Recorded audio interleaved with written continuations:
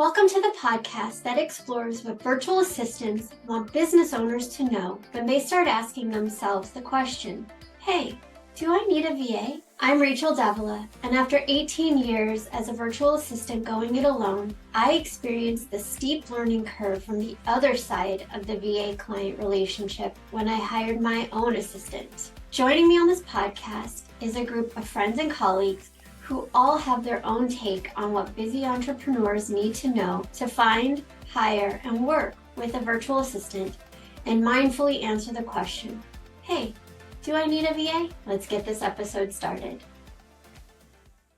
Hey everyone, welcome back to episode 2 of season 2 of Hey, Do I Need a VA, the podcast. I'm your host, Rachel Davila, and with me is Sydney Hubbard, Bree BV, and Leanne Urimley. And we're excited. Second episode, season 2. Woohoo! The episode today was spawned by a question that I came up with for last episode, but makes more sense for this one.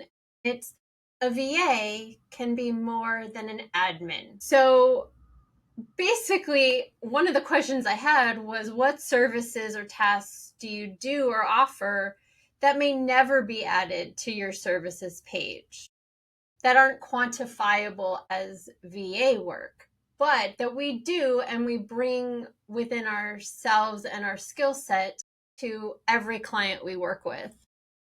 For some of us, that could look like a marriage counselor, therapist, an accountability partner, a business coach, or just a business-to-business brainstorming mindset. So I'm going to open it up to everyone here. If VAs can do more than just admin work, what would you say you bring to the table that you can't necessarily quantify or explain in a regular discovery call? I'll start with Sydney. Yeah, so this is an interesting question. I had to kind of think back for a second. But the beginning of my business and my initial name was Rose Design and Tarot. Like I did tarot readings for clients, and that was a big part of what I wanted to do. Since then I've kind of shifted away, but if a client asks me, I'm always down to give them a tarot reading. I think it is on my website if you dig a little bit, but it's not on my virtual assistant services, even though the clients who come to me for virtual assistant stuff are the same ones who would receive tarot readings. And I love tarot. There are other like professional tarot readers who do quantify and are like, well, this many minutes for this reading and I'll give you it. But I think for me in my business, it doesn't make sense to kind of market it like that. Yeah, I think that would be my service that I bring and provide to clients that isn't necessarily lumped in with my other skills. Cool. And sign me up. We'll schedule something. Bree, how about you? Sparked something for me that I'll add now. Thank you, Sydney. For me, I think what I bring is a lot too of like that collaboration and that like getting the really deep knowledge and really wanting to connect deeply with you and your business and what you do and being able to emotionally invest in your business. So like I'm in it. I want to like be there with you through the ups, the downs, and figure it all out together, figure out what we can change, what we can improve, how we can tweak things, and bounce ideas off of each other. And quite often the feedback I get from a lot of my clients is that they just love having somebody who knows their business, who is passionate about what they do like they are, and be able to bounce ideas and talk about it with somebody who's in it and not just nodding along or being there as a sounding board because they feel like they have to, but somebody who's like, oh, and this, or bringing ideas that I tried with other clients and being like, hey, you know what? I have 3 other clients that do something similar. We tried this for 2 of them and it went over really well. I think it would fit for your audience. How do you feel about trying that? Or we tried this platform or this. And I've also brought in, similar to Sydney, I'm also a Reiki master, and I also have I'm a cultivating safe space facilitator.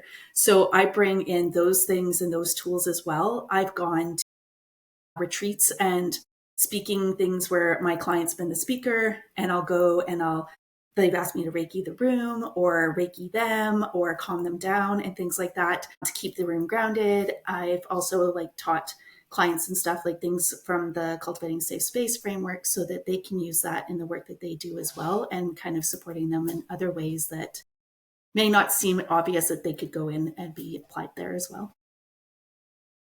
That's so cool. Leanne, how about you? I don't think I have as cool skills as Sydney and Bree. So a lot of my clients come back to me and say, yes, you're a tech savvy VA. You do a lot of tech stuff, but you put it in English. I can understand. So I think one of the things that I can't really figure out how to put it on a website is being able to explain the technical stuff so you can actually understand it, and getting people to learn technology enough to at least have some clue what their business is doing in the technical side.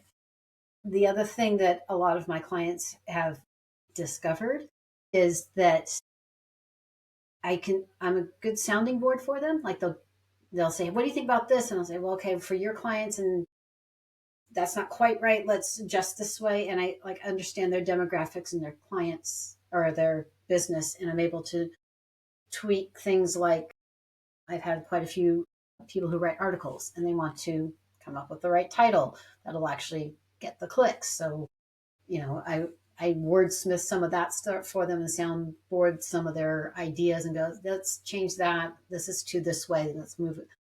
And some of those things you just can't put on a website. It just doesn't. I mean, what do you call that as a service? It's like, it's not quantitative, as you said. You can't just really come up with it. Yeah. It's those little hidden things and when we talk about fit, when we talk about looking for qualities beyond your handoff list, this is where those things kind of show up. Because if you're a potential client and you want a calm energy, or you are into tarot or Reiki or alternative kinds of mindset and modalities, then you may want somebody who at least has that feeling. Like I get called calm. I get, people like how calm I am. I can't say, I'm calm, that's why you should hire me. But when people want that feeling, they get that from me. I'm also a cheerleader, a nudger. They get accountability. I hired Sydney because I needed the accountability, and it wasn't something that I would expect Sydney to put on their website that they offer that. But even just having somebody who you're answerable to creates that accountability. But like in the other side of my business, I offer accountability days, and I give that to my clients because so many of them just need the time to do the work. And so I offer body doubling, which is let's just work together, because otherwise they won't put the time and effort into doing any of the tasks they need to do without having that piece. That's on my other business side, but maybe I should put it on my VA side, because you don't know what you don't know until you see, oh, I need that. So how do you communicate these, or do you just leave it as a general feeling and see how things go, and you just bring it up in the moment? So in my case, I just bring it up. It just happens. To say that I can explain technology in plain English sounds really odd. At least it does to me. So it just happens.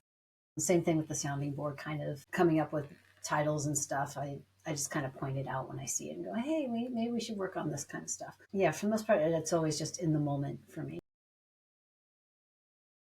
I do mention it on my inquiry call and in my onboarding call that these are things that I do. And I also give them permission that if it's not for them or that's not something that they're looking for, to let me know, because I don't also want to assume that because I feel this way or I do this with other people, that it's something that everybody's looking for. So I kind of periodically put it out there and stuff too. And I know that where Rachel is calm, I get very excited. And then like even right now, I'm like, don't talk really fast, Bree, because when I get excited, I know that I can kind of tidal wave people. So remembering to like slow down and like, we'll talk about these few things now. And if you want, I have ideas that we can share later. And I also do some of that, like, let's do some co-working stuff. I know that you're having some blocks. Where can we take out the blocks? There's some stuff that we just can't do. Some of the stuff has to come from the client, right? So how can we get past those roadblocks? And sometimes it is like, let's do a co-working spot together where we can talk it through and do it that way too. Those kinds of things come up as we run into those roadblocks. I can get as animated as you, Brie. I could talk a lot, so, but that's usually like after the fact. Or if I'm very, very excited. So I don't think it's just a calm or energetic. I think we can be both, because you're calm too sometimes. But yes, yeah. I definitely think that, I think as we VAs grow and get more comfortable in our business and what we do for clients and build those relationships with clients, I think the things that each unique client needs from us, when the fit is right, we naturally kind of step into those roles that they need. And I can't speak for anyone else, but I feel like that I'm like, oh, you need this. Even if it's on like an intuition, like if they're not asking, I'm not offering, but I just kind of go, well, hey, how about this? Or hey, what about we do this? Sometimes you have to baby step them and try something new or pitch an idea to try it before you find the thing. That's true. Yeah. For me, I think that when at the beginning of my business, I more clearly marketed what I do in terms of tarot. But as time went on, it just kind of fell to the wayside. Even in like discovery calls with clients, it's not something that I think to talk about or mention. Although I like what Brie was saying, that it's like, yeah, like in a discovery call, I might as well mention it and be like, if it's not for you, then it's not for you, and that's fine. I think my main, fear was that I would bring it up and that would make people be like, oh, no, thank you. But I like Brie's approach, and I think that would be a good way if I wanted to kind of reintegrate it into what I do, would be a good way to do that. So I think that brings up, if a VA brings up something that doesn't feel right for a potential client, like if you brought up tarot and it wasn't right for the client and it turned them off, would you think we're not the right fit? You know what I mean? Like there's some things that we can offer and a client might just be like, yeah, no, that's okay. And like in my mind, okay, then how can I support you finding someone who feels better? It just becomes a quality that doesn't mesh. So I'm wondering, does anyone hide anything or share something to kind of determine fit, like in an interview? Because when Bree said how energetic, it got me thinking, and I'm like, do I get excited? Do I share all the things that I share and do all the things that I do?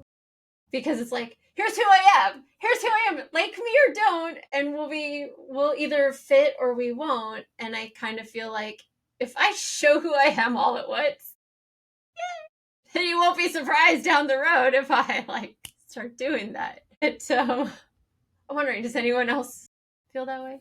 It's a good question. I think mostly for me, I have the instinct to kind of mesh into whatever the client wants and to fit with what the client needs. I think that's part of being really new. I think what I really respect about all three of you is that you show up with a client, and if the client isn't a fit, then it's not a fit. And none of you take it personally. And you're like, okay, moving on. I think for me, I have the drive to kind of like people please, but to do the best to be able to do the work that a client wants. But I think that that's something I would want to integrate is something that would fully show up as myself in my business, to be able to determine fit. And if the client sees everything and is like, no thanks, then that's okay. I think I'm like flexible to the point of not necessarily having something that determines fit. But I think that that would be something for me to think about. Yeah, because it goes both ways, right? We're interviewing clients as much as clients are interviewing us. So if we show up as our authentic self and the client's like, no, then in turn, that means, okay, we're also standing for ourselves because we want clients who get us, who look at our business as something that they support and encourage. It goes both ways. It's business to business. It's not employee to employer. We're both coming with equal footing. So finding that fit, I feel, is like super. Yeah, I was just going to say, I don't necessarily jump into an inquiry call and be like, and I'm a Reiki master and I do cultivating safe spaces. The cultivating safe space stuff is on my website. So if they were to go there, they would see it. But if it happens to fit the conversation or it's similar to work that they're doing that would show that I have knowledge and it's relatable, then it would come up. Sometimes it comes up throughout the working relationship. And if it applies, it applies. But I feel like because especially we offer so many different services that I try to keep it more focused on the virtual assistant services that we can provide. And if it comes up in the rest of the ways, then I share it. But the other thing too is that sometimes you don't get the hit right away off of just the inquiry call, whether or not it's a fit. So sometimes it's just also putting in, let's try on a trial period for a couple months and have that as the feeling out period as well. That I've had clients where it's by the third month, I'm like, we don't work in the same way and I don't feel like I can support you the best way that could. Let me put you to Rachel or somebody else who might be able to help find somebody else that can help support you better for various reasons. Yeah, just like Bree, sometimes you just don't know right away if you're a good fit. I've had clients where I've been like, I really got to get rid of this client. But just because we work differently, they're night owls, I'm not. They didn't, we have boundary issues, whatever it is. But one of the things I've learned over time is if I don't show up as me, I'm miserable later. So, sometimes clients walk away. It's like, okay, yeah, we weren't a good fit. That's fine. So don't panic, Sydney, you'll get there. I remember the first time I fired a client because when the fit's not right, I overthought the whole thing in my head for weeks before I was like, no, this really just is not the client was wonderful, amazing. We could talk one-on-one, but in the working relationship, it wasn't right. And Sydney, it took years to get to the comfort level to be like, okay, I can trust my instincts about how it's going. And clients don't always know, or they may know that we're not the right fit. And so it's okay to say we're not the right fit, and either side can end the relationship. My dad told me, he's like, you can fire clients. I'm like, you can? Who would do that? But you guys, she capitalized everything and put the entire request in the subject line. I thought she was yelling at me every time I got an email, and my stomach hurt. And I was like, you don't really know what you don't know until you're faced with it. And then it starts to become a boundary or a hard no. So I'll bring that question up. How has an experience with any of this helped you to create a boundary or a hard no when it comes to a task or a client? My hard no, cold calls and wiping people's butts. I don't do those. Because now I got people to do all the other things I don't do, like data entry and research. Yeah, my hard no has been for a very long time. I don't do bookkeeping. I did at the beginning because I can do it, I'm capable, but I really hate it. So, yeah, no, that one's a hard no for me. That, and like you said, Rachel, cold calls. I'm not doing cold calls. Cold emails, not so bad. Cold calls, yeah, no, that's not happening. How about you, Brie? Yeah, for me, one of my boundaries is working. I don't want to work in urgency on tasks that we don't need to, like newsletters or social media posts. Like if it's something continuously where it's like we've known about it, we've set the ideas for a couple of weeks, but every time we go to do one, it's like I'm not getting the stuff till the night before, and then it's like, why isn't it ready? That doesn't work for me. That's that ball in my stomach that I just can't do.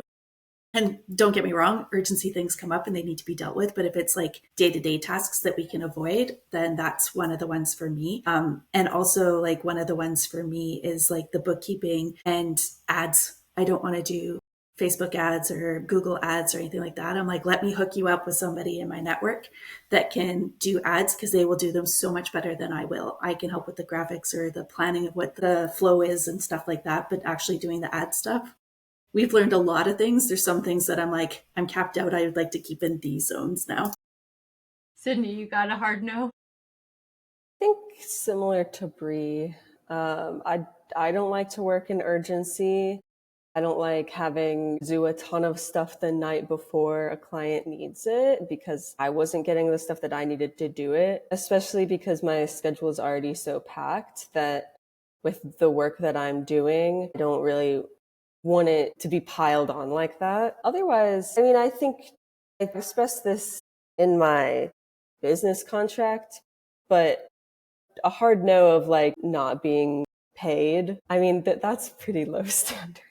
But I think, I mean, there's got to be a boundary somewhere. And I think at first when I was working and there wasn't that boundary, I was like, oh, wait, like there does need to be something hard there that's like, okay, like this is how I invoice and this is when I need to be paid, or else like if I'm not getting paid, I can't work. So yeah, and I'm sure more boundaries will come up as I continue to work. But in terms of like the services I offer, I'm pretty flexible. I would prefer to not cold call. That's just really not like within my skill set. I'd prefer to like work within my skill set. But I've never had someone ask me to cold call, so it hasn't really come up. If that's a generational thing. You know, when we all started, we didn't have as much internet, you know. I mean, I was already in business when Facebook came online, so it wasn't really like we had other alternatives, right? Leanne mentioned in another episode about how people would send her the stuff on a disc or fax it to her and she would send it with a disc. Cold calling was the way to do it when you could like send an email and stuff. So I guess maybe that's where it's come up. Well, having gone through clients, learning kind of what skills you bring to the table that aren't necessarily quantitative, how has this improved your business or working relationship with a client, or how has it derailed you? We'll start with Leanne. Yeah, make me think on the spot, huh? Okay. Yeah, you're welcome. So I don't know that it's derailed me as much. I think it's actually helped build my business in a direction I wanted it to go. Because some of the stuff that I do, it kind of works with the clients I work with. So, and if it isn't their cup of tea, then they weren't really my client anyway. So I kind of feel like looking back, it's built the business I want. At the time, it may not have felt that way. I think we create our boundaries and our no's based on experience, based on what we learn as we go. And I think it does naturally kind of go and pivot. and shift. And they say the path to success is never a straight line. It's full of ups and downs and squigglies and all of that. I think we can look backwards and be like, that's why I put the things in place that I did, but you don't see that going forward. So, and I think for clients too, the road to working with a VA may not be smooth sailing. It may have those pivots and, squiggly U-turns, but each person you work with, each thing that works or doesn't work gives you that block in your foundation. Keep going. And because I hear from a lot of people, they're like, it didn't work. That's it. I'm not working with the VA. And it's like, no, give us another shot. Maybe the fit wasn't right. Maybe you had the wrong kind of VA. Maybe you didn't know what you didn't know, but now that you know better, you can ask for more things. You can guide the relationship a little bit better. But I think the road is never straight. It's always that way. So, Bree, how about you? Like Leanne said, I don't know that I've had it derail my business. I think it's been more of an asset, and that it's become something more that I've gotten more referrals and stuff because of it, because people are like, no, she takes the time to get to know you, and having somebody who gets to know you and your business and then hear what your goals are and asking questions to try and, is this still the goal, or what's the next goal? We're kind of getting at the 3-month mark and we haven't really checked in. What do we want to keep working towards?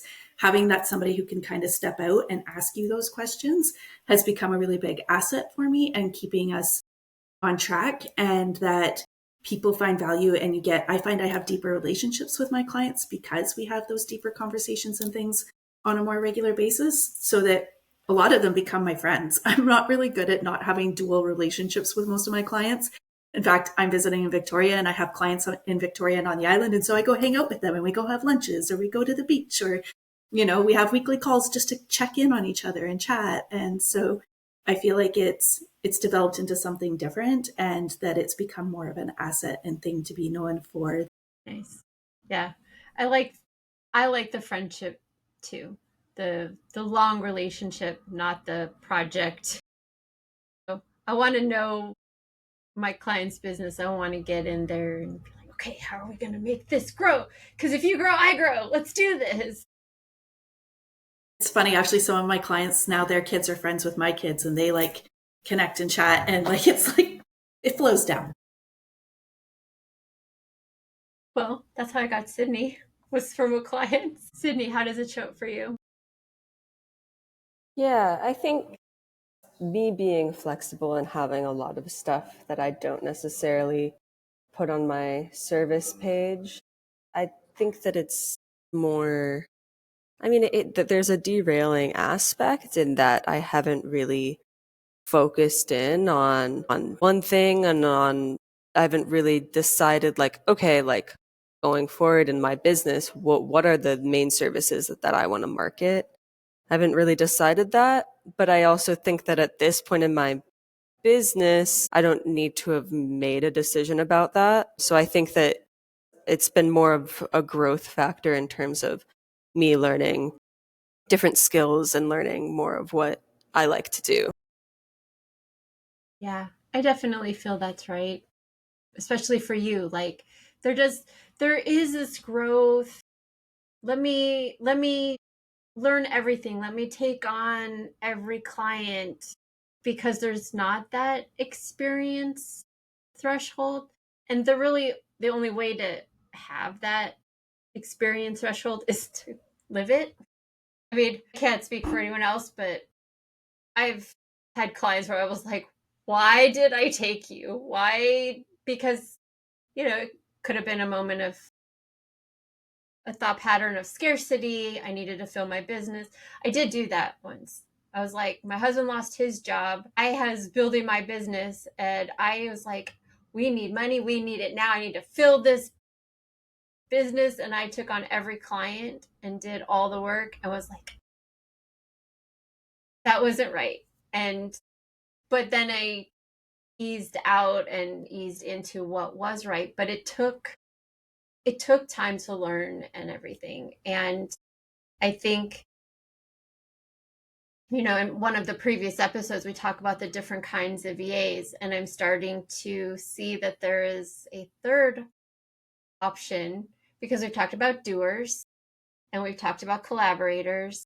And I'm seeing in some VAs that I'm meeting that there are doers who are building the experience to become collaborators. They're in that transition period to where they have enough experience to know what's not working and learning the experience to what is. And I think have that transition period. And I think it does come from experience and doing the work and learning what works, what doesn't work, and having all of that. Does anyone else have any stories, thoughts to share about how a VA can be more than an admin? I don't know if it's necessarily towards that, but I just wanted to also highlight that similar to Sydney is also where a lot of our clients are, and knowing that that's kind of part of how we all do our business journey, and that that's okay. Whoever you are, whatever point you're at, that's part of the process, is trying things on until you figure out what you like.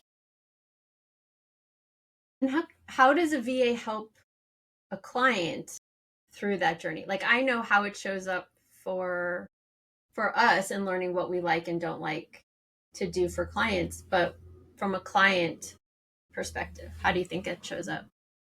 I know for me, it's part of those conversations when I hear a client saying repetitively, oh, I really have to do this again, or I'm creating this thing. And I'm like, you don't seem very excited about it. Are we sure that, what's the purpose? What's the motivation behind doing it? Is it because something that we're shitting on ourselves?